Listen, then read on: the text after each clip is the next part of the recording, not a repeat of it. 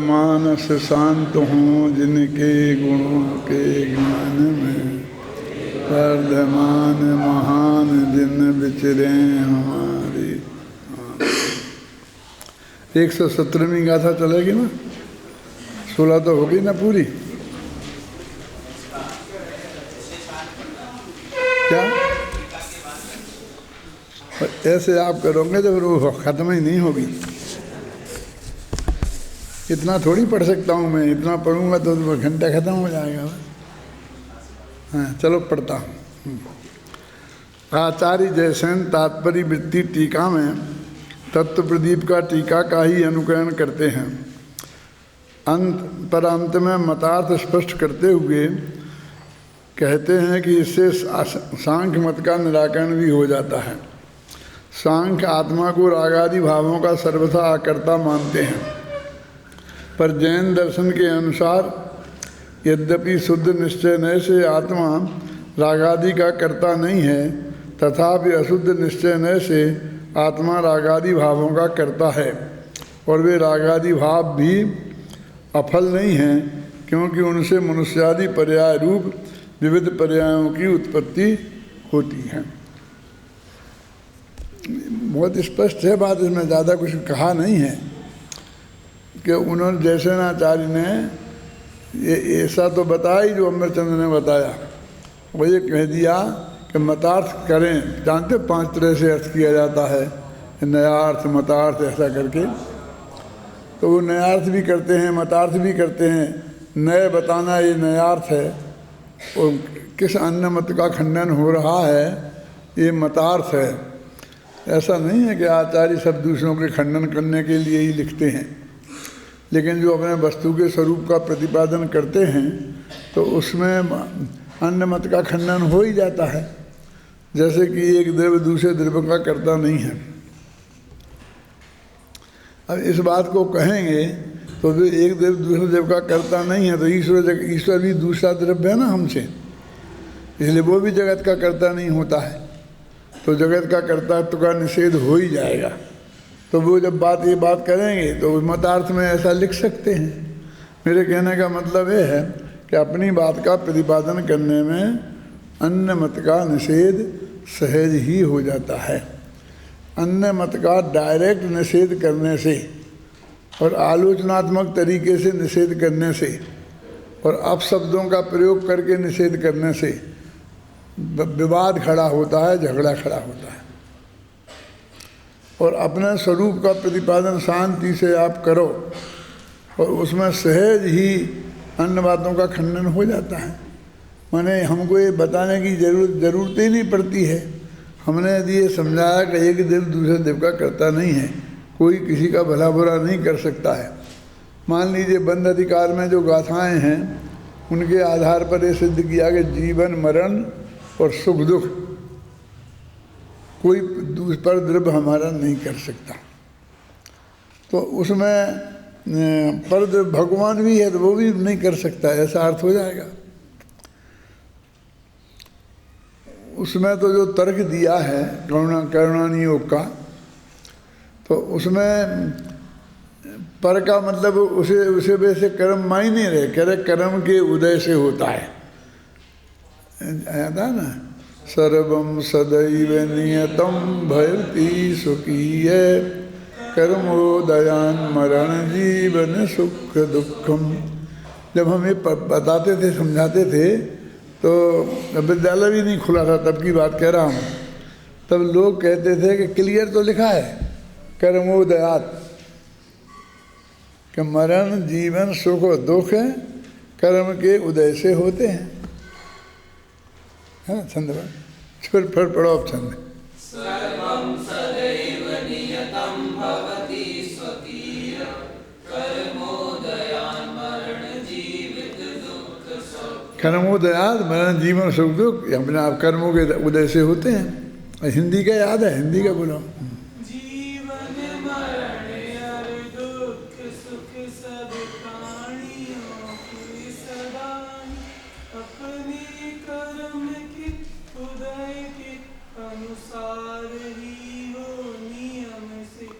करे कोई किसी के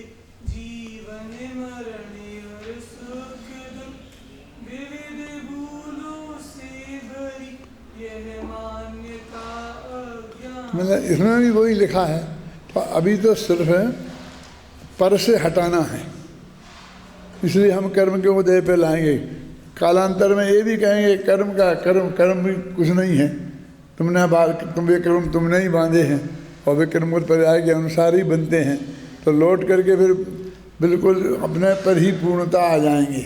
यानी जो कुछ है वो नक्की है और उसमें उसका जो कर्तापन है तो उस या परिणमति सा कर्ता के नियम के अनुसार से प्रत्येक द्रव्य अपना स्वयं ही होता है। तो इस तरह से मतार्थ उसमें सहज भाव से आता रहता है। सुबह जो बोलते हैं ना, यहाँ पाठ करते हैं, अब उनमें शिथिलता आ गई है, अब फिर वो गलत बोलने लग गए हैं। तो कभी कभी तो ऐसा लगता है कि उन्हें पढ़ते पढ़ते नींद आ गई है। तुम्हें नहीं लगता ऐसा? फिर वो सो ही गए हम और ऐसा बोलने लगते हैं। मतलब मेरे कहने का मतलब थोड़ी सी जुर्मानी है, उसको स्पष्ट ऐसा क्यों दोनों भूल गए कि कोई सुनता है श्रोता नहीं है। दो मुनिराजों ने एक श्रोता को, शेर जैसे श्रोता को श्रोता मान लिया था, तो तुम मुझे जैसे आदमी को श्रोता नहीं मान मैं तुम्हारी बात को सुनता हूँ, इसका तुम अपने अंदर में सौभाग्य अनुभव नहीं कर सकते हो। करना चाहिए ना, क्योंकि अन्ना जी का सुनना ही सुनना है, क्योंकि वो पुरस्कार देते हैं और मैं तो सिर्फ डांटता ही रहता हूँ गलती ही बताता रहता हूँ। ये आचार्यों की वाणी है, ये पाठ को अपने और काम से किसी कीमत पर इसको कम नहीं समझना चाहिए, क्योंकि इसमें बिना मिक्सचर के आचार्यों की वाणी हमको सुनने को मिलती है। और वैसे जब कोई बोलेगा ना तो एक गाथा पढ़ देगा, फिर वो अपनी तरफ से बोलेगा, फिर उदाहरण देगा, कहीं कुछ करेगा कहीं कुछ करेगा, लेकिन इसमें तो पूरी बात ही आचार्यों की तरफ से चलती रहती है। उक्त संपूर्ण कथन का सार यह है कि आत्मा की चैतन्य परिणति रूप क्रिया यदि मोह रहित हो तो मनुष्य आदि संसारी पर्याय रूप फल उत्पन्न नहीं करती, और मोह सहित हो तो मनुष्य आदि पर्याय रूप फल उत्पन्न करती है। देखो बिल्कुल अत्यंत संक्षेप में ये सार इसका लिख दिया है। सीधी सच्ची बात यह है कि जो भी ये क्रिया है यदि वो मोह से रहित है तो वो मोक्ष को उत्पन्न करती है, माने संसार को उत्पन्न नहीं करती है। और मोह से सहित है तो संसार को उत्पन्न करती है। सीधा सच्चा अर्थ है कि मोह से ही संसार है और निर्मोह से मोक्ष है। और मोह में यहाँ दर्शन मोह और चारित्र मोह दोनों ही ले लेना, ये इस गाथा में कहा गया है। क्योंकि मोह सहित भाव अनेक प्रकार के होते हैं, इसलिए उनके फल में उत्पन्न होने वाली मनुष्य पर्याय भी टंकोत्कीर्ण शाश्वत और एक रूप नहीं होती, अनेक प्रकार की होती हैं। इसमें एक शब्द आया था ना मूल संस्कृत की टीका में कि ये टंकोत्कीर्ण नहीं है। टंकोत्कीर्ण का तो समझ तो टांकी से उकेरा हुआ। तो क्यों नहीं है? क्योंकि ये कर्म भी अलग अलग तरह के हैं ना, वे मोह राग द्वेष भाव भी अलग अलग तरह के हैं। तो उनके उदय में वो जो भी चीज़ होगी वो भी अलग अलग तरह की होगी। अब देवगति कर्म का उदय है तो देव पर्याय होगी, मनुष्य गति का उदय है तो मनुष्य पर्याय होगी। मेरे कहने का मतलब ये है कि उनमें अनेक रूपता पाई जाती है, मोक्ष में अनेक रूपता नहीं पाई जाती है, क्योंकि वहाँ पर मोह की वजह से वो होता नहीं है। और निर्मोह तो एक सा ही होता है ना, निर्मोह में तो अनेक प्रकार हो नहीं सकते ना, इसलिए मोक्ष की क्रिया अनेक प्रकार की नहीं पाई जाती है।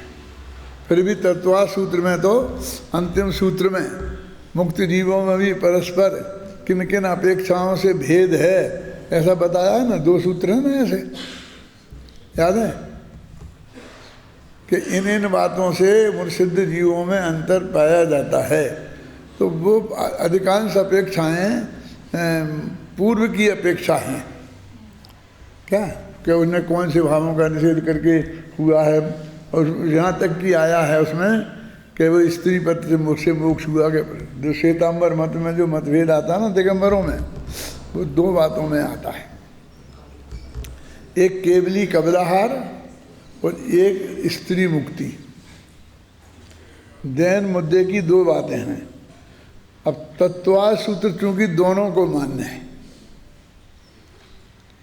तो और इस मामले में फिर तत्वाद सूत्र क्या कहेगा, दोनों को मान्य कैसे हो सकता है। तो एक सूत्र है इसमें एकादश जिने। एकादश जिने का मतलब होता है जिन्हें भगवान के 11 परिश्रय होते हैं, और ऐसा भी अर्थ हो सकता है कि 11 परिश्रय नहीं होते हैं। नहीं तो क्लियर तो होते हैं लिखा ना, एकादश जिने। वास्तव में वस्तु स्थिति क्या है कि परिश्रय 22 हैं। अब एक 11 की बात हो गई ना, तो जिसके 11 होंगे उसके 11 नहीं होंगे वे जो 11 होंगे वे अलग होंगे, और जो 11 नहीं होंगे वे अलग होंगे। तो वो कहते हैं कि एकादश जिने, जिन्हें भगवान के 11 परिश्रय होते हैं, और 11 में भूख प्यास भी है, इसलिए वे केवली को भगवान को भूख लगेगी, और यदि वे आहार नहीं करेंगे तो दुखी होंगे। इसलिए केवली कबलाहार इसके आधार पर वो कहते हैं। अपने दिगंबर आचार्यों ने उसका ऐसा अर्थ किया है कि इनके 11 परिश्रय नहीं होते हैं। निकाला है उनने अर्थ उसमें से, 11 नहीं होते हैं। तो उन्होंने कहा चलो तुम अर्थ भी निकाल लो खींचतान के 11 नहीं होते हैं, तो फिर ये जरूरत क्या थी 11 नहीं होते हैं, फिर 22 ही नहीं होते हैं ना, ऐसा बोलो ना कि भाई 11 में तो किसी को शंका ही नहीं है, इसलिए हमें उसकी कहने की ज़रूरत नहीं है।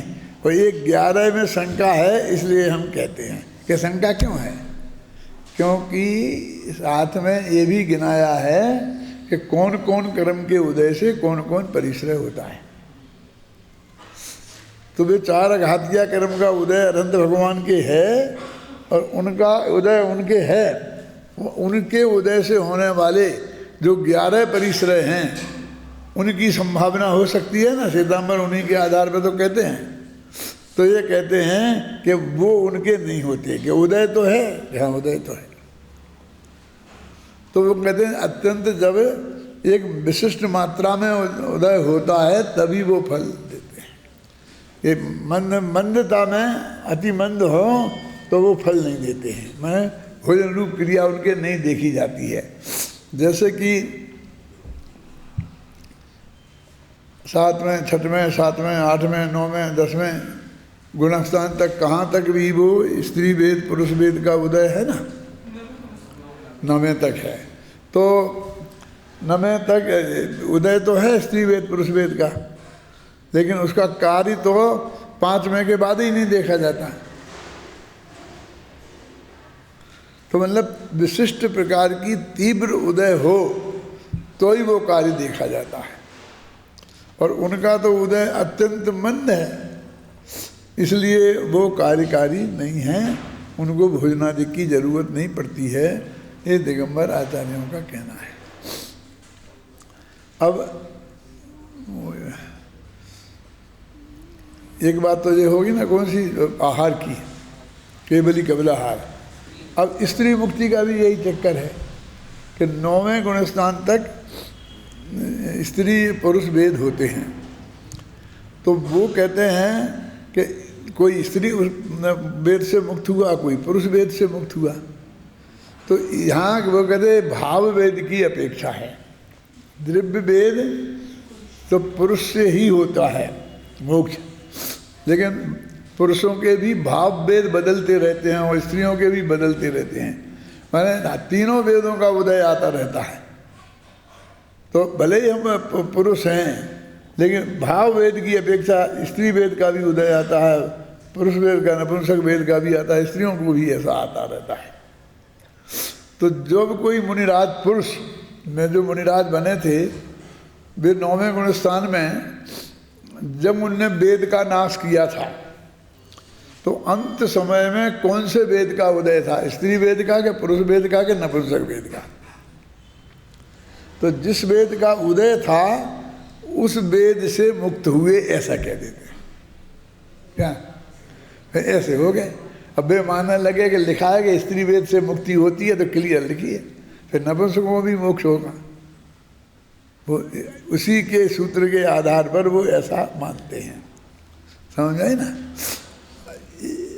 आपने तो सुना ही नहीं होगा, अभी तुम पैदा ही क्या हुए थे, लेकिन एक दफ़ा हम जब तुम्हारे बराबर थे तब एक बहुत बड़ा झगड़ा जैन समाज में चला था, और वो झगड़ा था संजद पद का। एक आधा में बताया मैंने, ये पुरानों को बताया होगा, नए लोग नहीं सुन पाए होंगे। ये संजद शब्द क्या चक्कर है। आचार्य श्री शांति सागर जी महाराज थे, तो उन्हें एक विकल्प आया कि जो जय धवला वगैरह सचखंडागम है ना, इनको ताम्र पत्र पे लिखवा दें और फिर इसे ज़मीन में गाड़ दें तो ये सुरक्षित हो जाएंगे, क्योंकि एक छपाई हैं किताबें, ताड़पत्र हैं, ये कभी भी नष्ट हो जाएंगे तो ये हमारी निधि चली जाएगी। तो सब ताम्र पत्र पर लिखवाने की प्रक्रिया उनने शुरू करी। वे खुद बहुत अच्छे स्वाध्यायी थे, वे खुद देखते थे। तो वहाँ एक जगह संजद, प्राकृत भाषा में है ना संयत की जगह संजद शब्द आया, तो उन्होंने कहा कि यहाँ हम संजद लिखेंगे 8वें 9वें गुणस्थान में। वो संजद शब्द होता है ना, तो यदि हम इस स्त्रियों में संजद शब्द लिखेंगे कि स्त्रियों के संजद गुणस्थान होता क्या है जो भी, तो वो श्वेतांबर मत की पुष्टि होगी। तो उनने कहा कि यहाँ से हम इस किताब में से संजद पद हटा दें। तो उनने ये निर्णय किया कि इसे हटा दो, लेकिन उस ताम्र पत्र में लिखने में। तो पंडितों के दो ग्रुप हो गए। एक पंडित ग्रुप तो उनके साथ था जो कहता था हाँ हटा देना चाहिए, और दूसरा ग्रुप जो था वो एक विरोध में था कि नहीं नहीं, जनवाणी में ऐसा फेरफार नहीं करना चाहिए, फिर पौराणिकता खत्म हो जाएगी। ये तो भाव की अपेक्षा है, और वो वहाँ पर आया है। तो हमने, हमारे आचार्यों ने, अकलंग देव वगैरह ने, जो तत्वासूत्र का अर्थ करते राजवार्तिक वगैरह में सब अर्थ ही किया है। भाई इसका अर्थ ही नहीं है, तीव्र उदय नहीं होता है, कि ऐसा नहीं होता है, इसलिए उसकी क्रिया देखी नहीं जाती है, वो सब बताएं, लेकिन आप मूल में से वो नहीं हटा सकते। तो इस पर बहुत विवाद चला था। तो उस वक्त तो आजकल तुम्हारा व्हाट्सएप क्या चलता है, उस जमाने में जो अखबार निकलते थे साप्ताहिक, जैन दर्शन, जैन संदेश, जैन गजर, ऐसे नाम से कि करुणादि, बहुत अखबार निकलते थे, और वो उनमें लेख आते थे दोनों तरफ से, इसके विरुद्ध में, उसके विरुद्ध में, माने पूरा झगड़ा उसमें चलता रहता था। मुझे याद है पक्का, जब मक्खनलाल जी का स्वर्गवास हुआ था दादा, तो फूलचंद जी ने कहा था कि अब अखबारों का मज़ा ख़त्म हो जाएगा। माने लोग उसका मनोरंजन भी करने लगे थे उससे, माने उसका भला बुरा ज़्यादा नहीं मानते थे, एक दूसरे के प्रति व्यंग्य में लिखते थे, लेख लिखते थे, ऐसा करते थे ना, तो उसका मनोरंजन मानते थे, माने वे शत्रु नहीं हो जाते थे। फिर भी एक साथ बैठते थे, खाते थे, उठते थे, बैठते थे, सब जैसा होता है ना वकीलों का अदालत में बहस करते हैं और फिर चाय पानी एक साथ करते हैं। तो वो ऐसा बहुत चलता था, तब हम पढ़ते थे। तो वो सारे अखबार हम भी पढ़ते थे, तो हमें भी सारे विवादों का पता रहता था कि कहाँ क्या चल रहा है, कैसा चल रहा है, किस अपेक्षा से क्या चल रहा है। अब कितनी स्पष्ट बात है, माने कोई ज़्यादा कठिन बात तो नहीं है ना ये। मैंने 1 सेकंड में आप लोगों को समझा दिया कि संजय शब्द का झगड़ा ये था और इसका उपाय ये था। फिर 2 हम अपेक्षाएं समझ लें बस, और क्या है। आचार्यों ने भी यही किया, लेकिन फिर भी वो 10-20 वर्ष चला। और आचार्य शांताकार जी महाराज के पास जा करके लोगों ने अपनी अपनी बात रखी, और मेरे ख्याल से अंत में वो नहीं हटाया गया। मतलब ये बात उनके ख्याल में आ गई, महाराज के ख्याल में, कि इसको हटाने की ज़रूरत नहीं है। ऐसा मुझे ध्यान है यदि उसमें 2% उल्टा भी हो तो मुझे पता नहीं है कि उन्हें हटा भी दिया हो, क्या हुआ लास्ट में वो मुझे अभी ध्यान में नहीं है। लेकिन हो सकता है अन्ना जी को ध्यान में हो, किसी को ध्यान में होगा।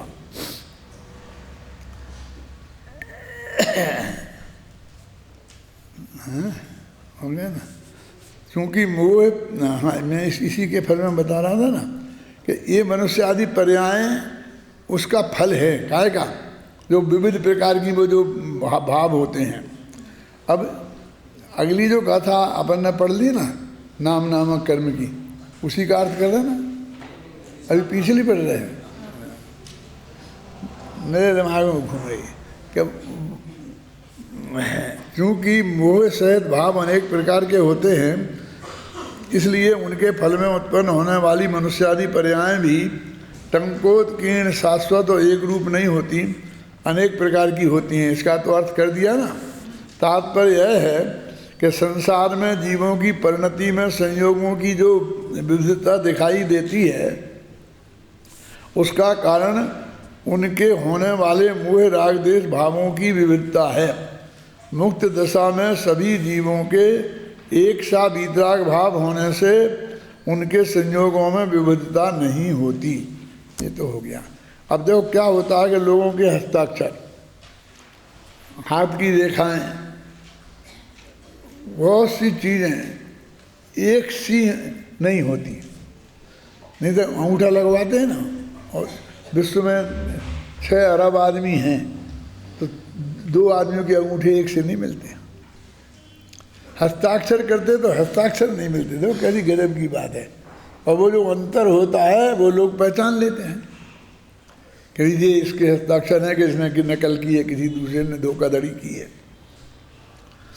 तो ऐसे ही ये सब चीज़ें नामकर्म का ही है ना, हमारे चेहरे मुहरे नामकर्म के वजह से ही होते हैं। तो ये ऐसे क्यों हुए? मोटे मोटे तौर से तो देखो अपन सब मनुष्य हैं, तो लगभग मनुष्यों के चेहरे, हाथ पैर शरीर सब एक से ही हैं। तो एक से भी हैं और अलग अलग भी हैं। तो क्यों? बहुत से परिणाम हमारे एक से होते हैं और बहुत से परिणाम बिल्कुल अलग अलग होते हैं। ना हम बिल्कुल एक से हैं और ना हम अलग अलग हैं।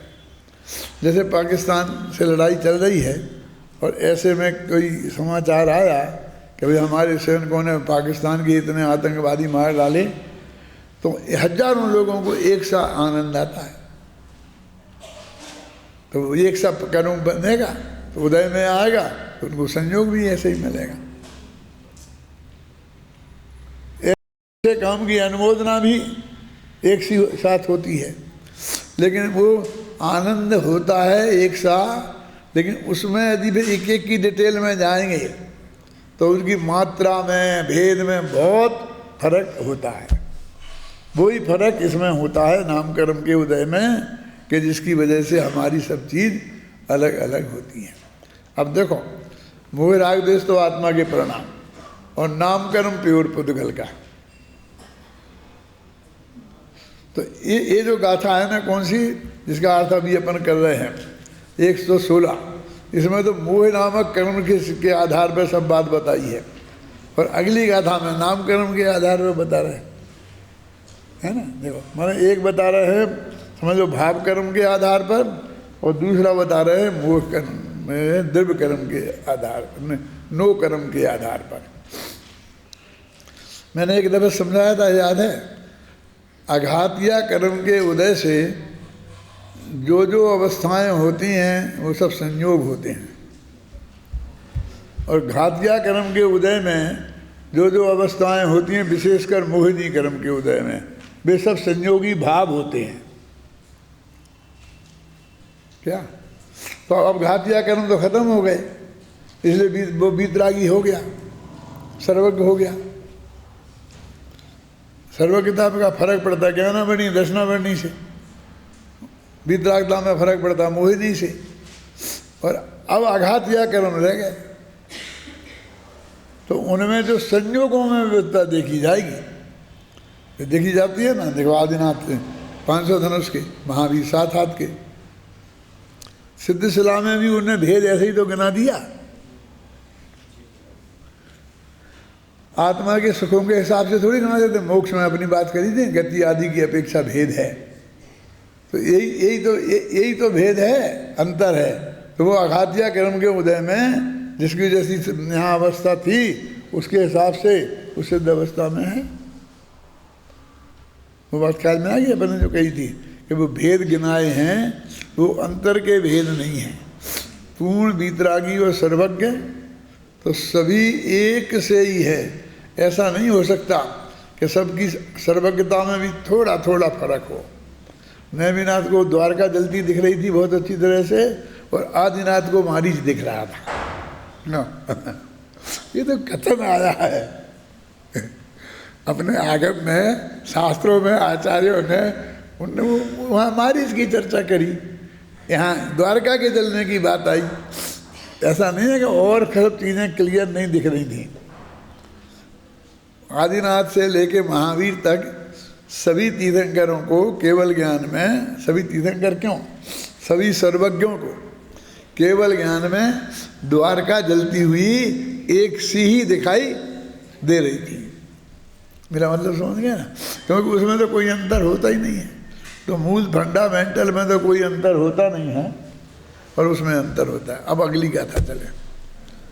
देखो, विगत गाथा में यह समझाया गया है कि वीतराग भावों का फल तो सिद्ध दशा रूप एक मुक्त दशा ही है, और ये मनुष्यादि पर्यायों रूप विविध दशाएं तो रागादि क्रिया का ही फल है, समझ गया। और अब इस गाथा में यह बता रहे हैं कि नाम नामक कर्म ही अपने स्वभाव से जीव के स्वभाव का पराभव करके मनुष्य, त्रिंच, नारक और देव इन पर्यायों को करता है। अब इसमें से क्या अपने स्वभाव का पराभव करके इसे लगता है कि आपको कुछ करता ही नहीं है कुछ, और यहाँ लिखा है वो सब चर्चा अपन करने के समय पे। पढ़ो गाथा पढ़ो।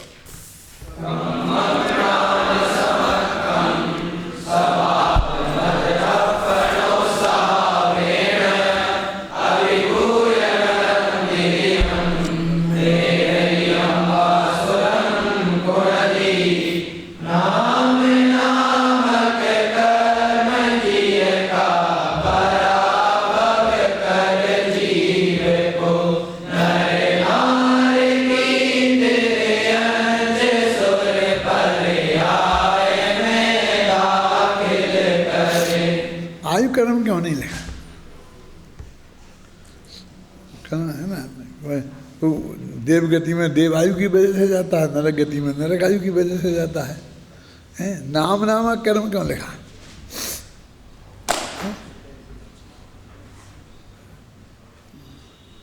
ये जो है ना गति भेद जो है ना, वो नाम कर्म की प्रकृति है। चार गतियाँ चाहता तो नहीं, फिर जिस गति में जाएगा उसी तरह के आयु कर्म का उदय होगा, और फिर उसकी स्थिति जितनी होगी सो होगी। लेकिन उसका कारण नाम कर्म को बताया। आयु कर्म के कारण लंबी छोटी आयु हो सकती हैं, लेकिन जो विविधता देखी जाती है, गोरापन, कालापन, चेहरे की बनावट में, ये विविधता तो नाम कर्म की वजह से देखी जा सकती है, जाती है ना। क्योंकि यहाँ प्रकरण नहीं चल रहा कि संसार में विविधता होती है और मोक्ष में विविधता नहीं होती है। और इसी संदर्भ में मैंने वो कहा था कि एक तत्वा सूत्र के उस सूत्र में मोक्ष में भी विविधता होती है, वो उनमें उसमें बताई है। तो ज़्यादातर चीज़ें तो ऐसी हैं उसमें, जैसे मैंने बताया ना आपको कि वो महावीर आया तो वे 4-7 हाथ के थे जब मोक्ष गए। क्या बोलो? क्षेत्र, काल, गति, लिंग, तीर, चारित्र, प्रत्येक बुद्ध बोधित, ज्ञान, अवगाहन, अंतर, संख्या, अल्प बोधतः साधन। हाँ, इन चीज़ों से वो भेद में सिद्ध किया जा सकता है। फिर उन्होंने सिद्ध किया भी है सर्वार सिद्धि में, राजवार्तिक में, कि किस किस का अंतर है। तो वहाँ देख लेना विस्तार से, यदि देखना है तो ख्याल में है ना। अभी तो अपनी 117वीं गाथा चल रही है। मैं चाहता हूँ कि ये हो जाए ख़त्म। कितने 126 तक है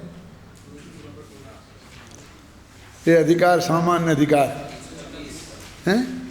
126 और 117 तक आ गए, तो 9 गाथाएँ अपनी 9-10 गाथाएँ हैं अभी, हैं, और अपने पास 10 दिन हैं, नहीं बढ़ सकती हैं?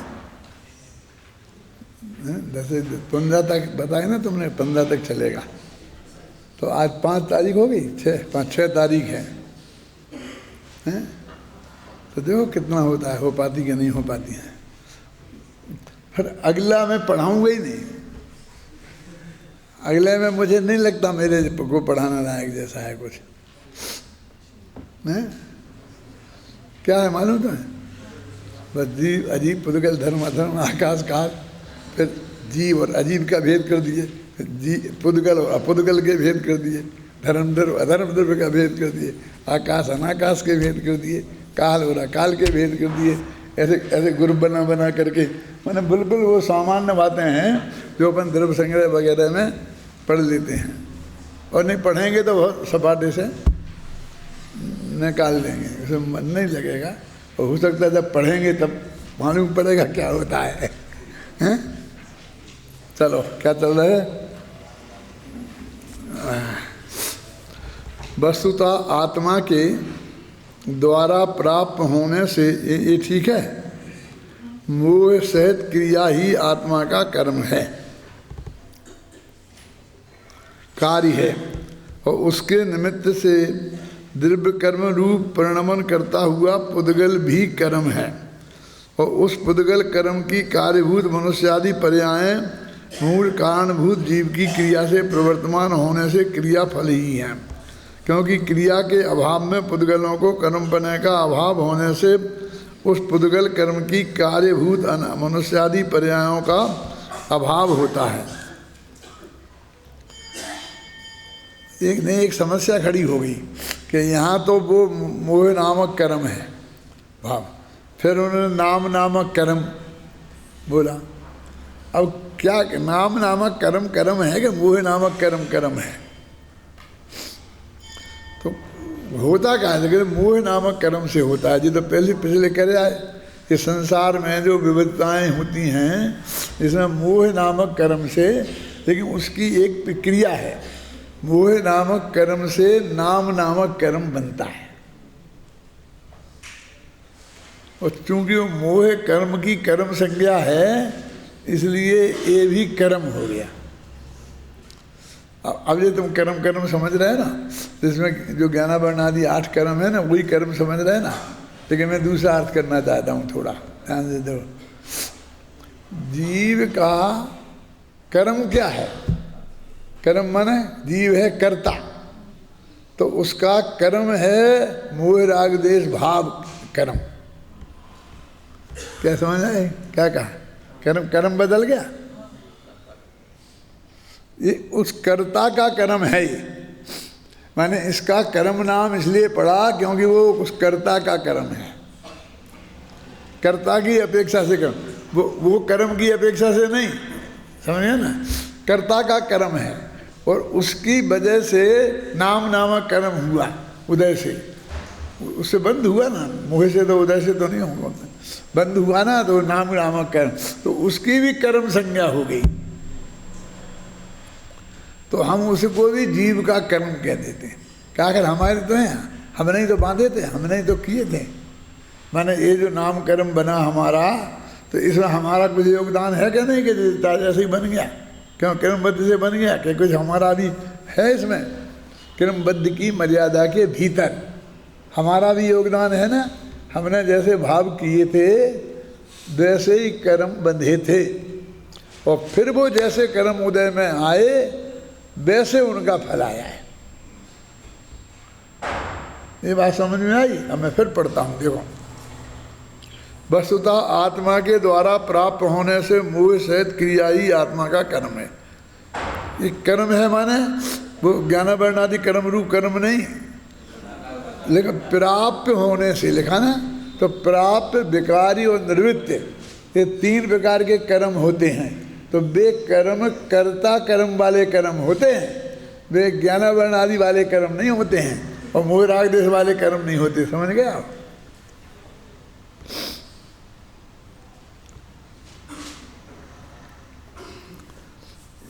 जो मैंने पढ़ लिया था ना इकट्ठा, वही पे ध्यान नहीं जाता है, इसलिए ध्यान दिला रहा हूँ तुम्हें।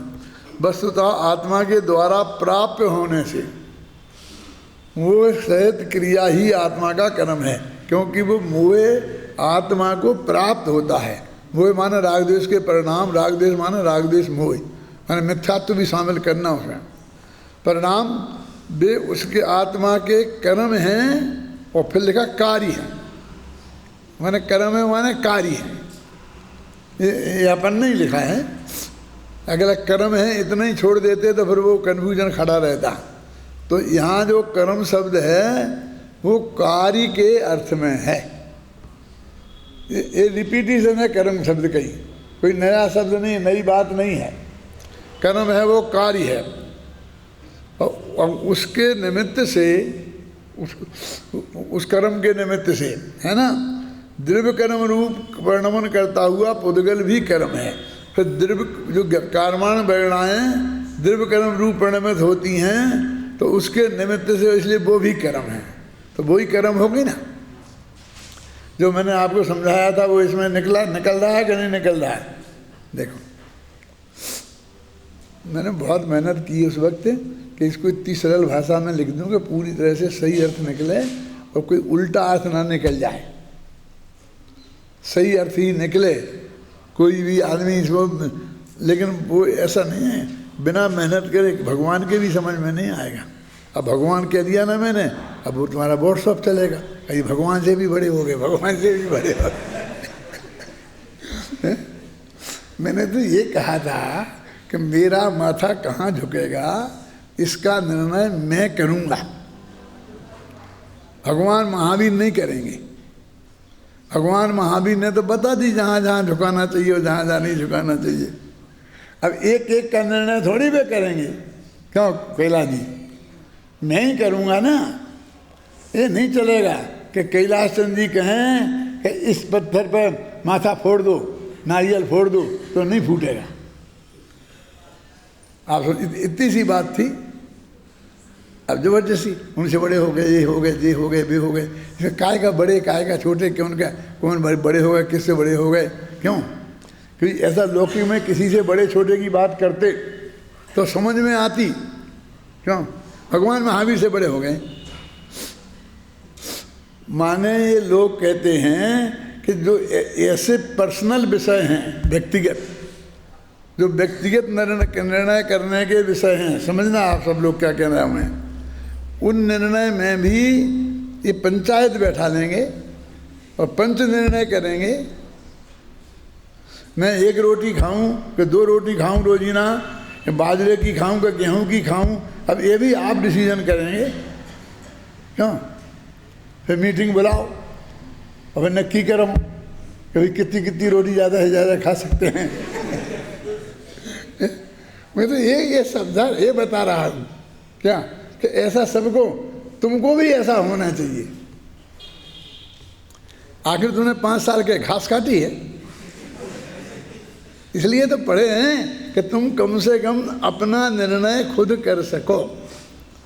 अब मैं आपसे ही पूछता हूँ कि आप अपने गांव में जाएं, अब एक गांव वालों ने 5 साल कुछ पढ़ा नहीं, स्वाध्याय भी नहीं किया, घर पे बैठ के भी नहीं किया, और तुमने यहाँ 24 घंटे किया। अब वे चूँकि तुम्हारे बाप दादे हैं, तुमसे बड़े हैं उम्र में, सब गांव वाले ही, अम्मा जी भी बिना पढ़ी लिखी, अम्मा जी दादी जी भी बड़ी हैं, क्यों? तो अब ये जो तत्व संबंधी बात होगी उसका निर्णय कौन करेगा? तुम्हारा कम से कम है? हम तो ये अपेक्षा करते हैं कि हम आपको समझाएंगे तो आप भी समझ के हमारे जैसा हम बताते हैं वैसा करो, और नहीं करो तो नहीं करो, लेकिन हम पे ही तुम बाध्य करो कि नहीं इतना समाज का ये नियम है, और ऐसा है, ऐसा है, ऐसा है, तो कैसे चलेगा? टोडरमल जी ने एक आज्ञा दी है कि लौकिक कार्यों में समाज की बात माननी चाहिए, लिखी ना, मालूम है? किसको मालूम है? बोलो, हाथ उठाओ। लिखा है लौकिक कार्यों में समाज की बात मानना चाहिए, झगड़े में नहीं पड़ना चाहिए। जैसा कहें वैसा कर लो, क्या बिगड़ता है अपना? उन्हें कि नहीं, गुजरात वाले कहते 4 फेरे पड़ते हैं तो शादी हो जाती है, पर 4 से काम चला लो। हिंदी वाले कहते 7 पढ़ते हैं तो 7 से चला लो। शादी तो पक्की है ना, 4 पढ़े तो 7 पढ़े, ऐसा समझ गए ना। उसका वैसा वैसा कर लो, लेकिन धर्म के मामले में नहीं करो। ऐसा लिखा हमने, लिखा ना, हाँ उसमें लिखा ना, यही मैं कह रहा हूँ। मुझे थोड़ा थोड़ा याद रहता है। हाँ हाँ लिखा था क्या, गृहाधिकारियों में, विवाहादि कार्यों में कुल परंपरा। तो आप उसका तो हमने उल्लंघन कर दिया, उसका तो हम अभी कोई करते नहीं हैं, और धर्म के काम में हमें जबरदस्ती लगाना चाहते हैं।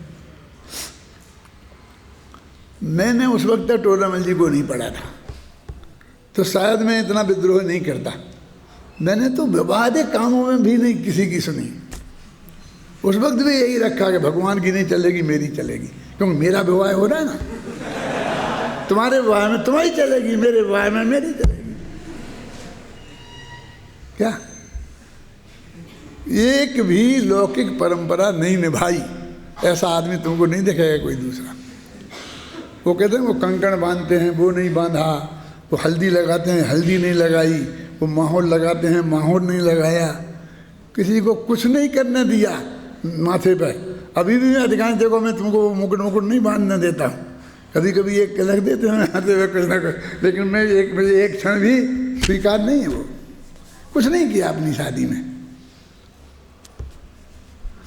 ऐसे ही सब ऐसे ही हो गया। बस ऐसी धोती, ऐसे ही कुर्ता जो मैं 12 महीना पहनता था वो ही, उस दिन भी नया पहना, ऐसा नहीं नया नहीं था, ऐसा भी नहीं है था, लेकिन बिल्कुल नॉर्मल तरीके से जैसे अपन रहते हैं वैसे ही रहकर मैंने 7 फेरे लिए हैं।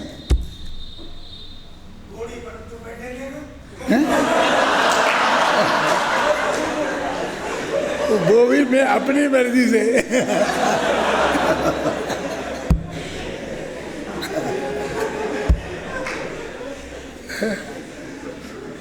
लेकिन मैं तुमको इसका वो आदर्श मत बनाना मेरे को। तुम टोडामल जी की आज्ञा मानना, मैं भी मानता यदि मैं टोडामल जी के उस अंश को उस वक्त पढ़ लिया होता तो। लेकिन हमारे गुरुजी टोडामल जी को पढ़ने नहीं देते थे। एक दफ़ा मोक्षमा प्रकाशक हमारे हाथ लग गया था और हम पढ़ने लग गए, तो उनने छीन के और रख के लाइब्रेरी में रख के लॉकर में रख दिया था, ताला बंद कर दिया था कि नहीं। हम कहें क्यों नहीं पढ़ने देते हो? तुम संस्कृत के विद्वान हो, प्राकृत के विद्वान हो, हिंदी पढ़ोगे, हिंदी का पढ़ोगे, हिंदी वाले पंडित को पढ़ोगे। वो एक कह करके हमको रोकते थे। वो जानते तेरा पंथ के हमनायकी करते थे ना टोडामल जी, और वे हमारे गुरुजी 20 पंथ हमनायकी थे तो इधर ही के तेरा पंथ हमनायकी। लेकिन फिर वो शांत सागर जी की वजह से, दक्षिण भारत की वजह से वो 20 पंथी बन गए थे, हैं? तो हमें पढ़ने नहीं देते थे, हमने नहीं पढ़ा था तब तक, हैं? लेकिन बहुत बैलेंस है वो बात कि दुनिया में काय को उलझना, दुनिया की ये व्यर्थ की बातें हैं। अब ये भी जो मैंने बात कही है वो भी कोई विद्रोह करने के लिए थोड़ी कही, ये तो अपने धर्म की बात हुई ना कि मेरी कहाँ श्रद्धा है, मैं कहाँ कितना झुकूं, कितना नहीं झुकूं, क्या करूँगी, मैं निर्णय करूँगा।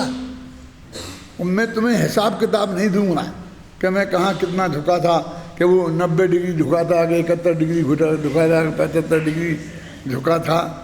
मेरा हित मुझे खपता नहीं है, वस्तु स्वरूप मैं नहीं समझता हूँ। इसलिए मैंने कहा था कि भाई तो 1-2 साल हैं मेरे पास, तो तुम जिनको समझना हो वो समझ लो मेरे से, मुझे समझाने की कोशिश मत करो। ये अभिमान की बात नहीं है, क्योंकि मैंने इसमें जीवन लगाया है। रोजीना 8, 10, 15 घंटे मैंने जिनवानी की ही शरण लिए स्वाध्याय किया है।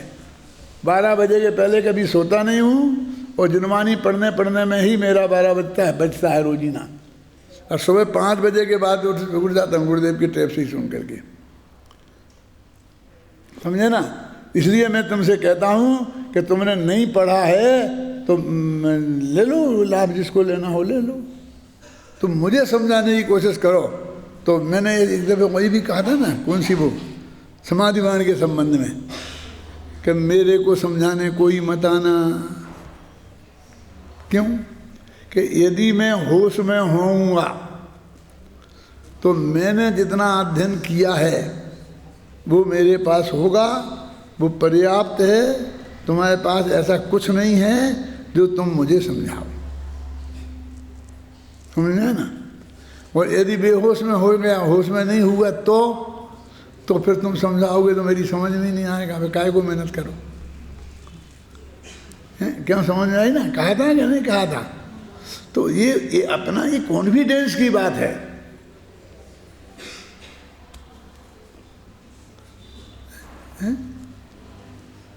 इसलिए ये वस्तु के स्वरूप के मामले में जो मैंने बात कही वो पक्की दृढ़ता से रखना, क्योंकि ये महा दुर्भाग्य है समाज का कि ये तुम पंडित लोग, ज्ञानी लोग, स्वाध्यायी लोग जितने गहराई से अध्ययन किया है, ये कहीं काम करोगे समाज में तो तुम तो लोग करोगे काम, और वे तुम्हारे जो ऑफिसर कहो, मालिक कहो, जो भी उनका नाम दो ABCD, वो सब बिल्कुल अक्षर में बराबर होंगे धर्म के मामले, जो तुमने पढ़ा है उस मामले में।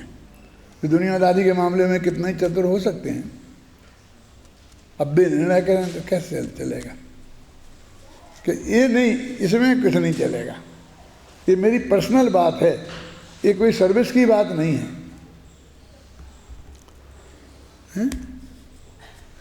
ख्याल में था? तो ये तुम लोगों को चाहिए कि नहीं चाहिए? बात बोलियो। 700 विद्यार्थी ऐसे मेरे पास आया है, एक पत्र आया है कि ये 700 विद्यार्थी ये करें, ये करें, ये करें, ये करें। कौन लिख रहा है जी? जिसने कुछ नहीं पढ़ा है, ना 700 को एक को देखा है, ना जाना है, ना कुछ किया है। ऐसे ऐसे कहते थे कि वो इनको विद्यार्थियों को, अभी धन कुमार जी आए थे ना बेलोकर, बहुत मार्मिक बात बता रहा हूँ मैं, तो उन्होंने हमसे कहा था कि साहब जैसे आपने गुरुदेव के सामने प्रवचनकारों के प्रशिक्षण शिविर लगाए थे और उन्हें वो सब बातें सिखाई थी कि ऐसा करना, ऐसा नहीं करना, तो वैसा प्रशिक्षण शिविर अपने इन विद्यार्थियों का अभी लगाओ। मैं कहता नहीं, ज़रूरत नहीं है। क्यों? इन्हें तो 5 साल तक पढ़ाया है हमने, वही तो पढ़ाया है। वहाँ तो तुम 15 दिन का लगाते थे, और इन्हें तो 5 साल में इन्हें वो लगाने की ज़रूरत नहीं है। उन्हें और कुछ नहीं था, तुम लगाओ, इससे कोई मतलब नहीं था।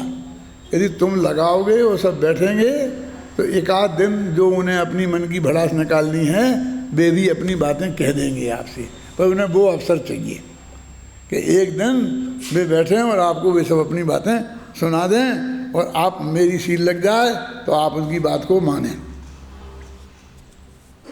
नहीं तो आप लोग मानेंगे नहीं, उन्हें पक्का भरोसा है, क्योंकि उनके पास ऐसी बात है ही नहीं जिसे आप लोग माने।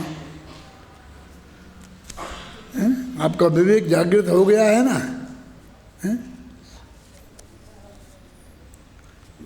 परीक्षा करना आपको आ गया है ना? तो सारी समाज के भीतर हम रहकर अपना धर्म जो हमने समझा है, तत्व जो हमने समझा है, उसकी हम साधना करें, कहीं हमारे जीवन में स्खलन नहीं हो, और समाज का भी संभव हो जितना हित करें। हमको ये रास्ता अपनाना चाहिए, क्योंकि हम बिल्कुल समाज से दूर हो जाएंगे तो फिर समाज को हम कैसे समझाएंगे? आप समझे? यानी उनकी बात लौकिक हमें माननी नहीं है, और मंदिर में बैठ के प्रवचन करना है, और वो मंदिर उनके हाथ में। ये दिक्कत तुम्हें आने वाली है, हर बच्चे को आने वाली है कि हम सब घर पे कर लेंगे, घर पे कर लेंगे तो 25 के 5 रह जाएंगे, 5 आएंगे, 25 नहीं आएंगे। 25 आदमी कम से कम हमको सुनाना है तो हमें वहाँ बैठना पड़ेगा, तो हम मुफ्त में झगड़ा क्यों करें उनसे? अब ये लोग ये नक्की करेंगे कि झगड़ा करो तुम, तो हम बताएं जितना करो, और उससे ज़्यादा नहीं करो। हैं? अब ऐसी ऐसी बातें लिखें। कितने समझदार लोग हैं कि कोई यदि आपके यहाँ आए, यदि वो आना चाहे तो आप बुलाएं, सुनो, फिर उसे यदि बोलना चाहे तो 2-4 मिनट बोलने दें। अब वो बोलना शुरू कर देगा और 15 मिनट बोलेगा तो क्या करें, स्पीकर रोक देंगे, हैं? नहीं तो जी हम पे कार्रवाई करेंगे, तुमने 15 मिनट की बात वही थी, तुमने 25 मिनट क्यों बोलने दिया। कैसी अनप्रैक्टिकल बात कर रहे हैं। देख कहें तो तुम बोलो। ये सब इतनी छोटी छोटी बातें तुम नक्की करोगे। फिर हमने तुम्हारी हैसियत तुम्हें बताई तो तुम कहते हो कि हमको भला बुरा कह रहे। ऐसा कोई बताता तो हमारा गुरु बताता तो हम वो उसे सुनते भी। दादा समझ आई आपकी, मैं कहने आई मैं क्या कह रहा हूँ। इतना करना बस, इतना, ऐसा इतने से नहीं करना। अपनी तरफ से जाके नहीं कहना कि आइए, वे कहें कि हमें आना है, माने वे एप्लीकेशन देवें तो आप स्वीकार करना।